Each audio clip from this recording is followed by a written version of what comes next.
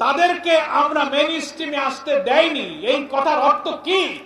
সমাজের সুশীলদের কাছে ব্যাখ্যা চাই। অর্থাৎ আপনি মেইন স্ট্রিম বলতে পার্লামেন্টের নির্বাচনে মেজরিটি সিটে জিতে আসতে দেন নাই। That is called election engineering. ফলে এইখান থেকে, এই কথা থেকে জনগণের বিশ্বাস করার সুযোগ আছে যে আপনি হচ্ছেন সেই ইঞ্জিনিয়ারিং এর একজন আত্মস্বীকৃত রাজসাক্ষী। এখন আপনাকেই এটা প্রমাণ করতে হবে যে বিরোধী দল বলতে আপনি কাকে মিন করেছেন। পার্লামেন্টে কি জামাত ইসলামী ছাড়া আর কোনো বিরোধী দল আছে? আপনি বারবার বলছেন আমি কোনো দলকে মিন করিনি। আপনি আনন্দবাজারের সঙ্গে একটা সাক্ষাৎকারে আপনি বলে ফেললেন, এই কথাটা কেন বলতে গেলেন যে আমি যদি কোনো মবের শিকার হই তাহলে জামাত শিবিরকেই দায়ী থাকতে হবে। সি সি সি সি আপনি হয়তো কেন আপনি জামাত শিবিরকে দায়ী থাকতে হবে, এই কথাটাকে আমি মনে করি একটা উস্কানিমূলক কথা। আপনার এই উস্কানিমূলক কথা বলার তো কোনো প্রয়োজন ছিল না। জামাত ইসলামী তো কোনো মবকে বিশ্বাস করে না। জামাত ইসলামী কোনো মবের রাজনীতি করে না।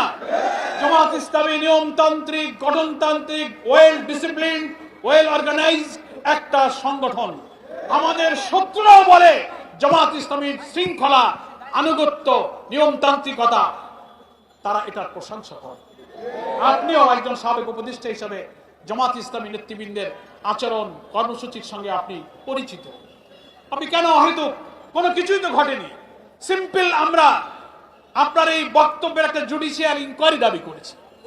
তা আমরা তো দাবি করতেই পারি। এত বড় একটা ইঞ্জিনিয়ারিং হলো আর আপনি বললেন যে আমরা এই মেইন স্ট্রিমে আসতে দেয়নি। আপনার কথাই তো সাক্ষী দেয় যে আপনি আমাদেরকে নির্বাচনে মেজরিটি হতে বাধা দিয়েছেন। তবে আমরা বিশ্বাস করি আপনার একার পক্ষে হয়তো সম্ভব নাও হতে পারে।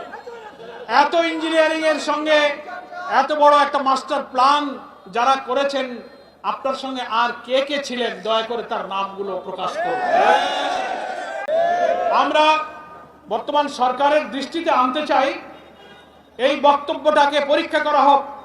রাজনৈতিক বিশ্লেষক যারা চিন্তাশীল, যারা সিভিল সোসাইটি আছেন, এখন নীরব কেন? আপনি এই কথার ব্যাখ্যা দেন।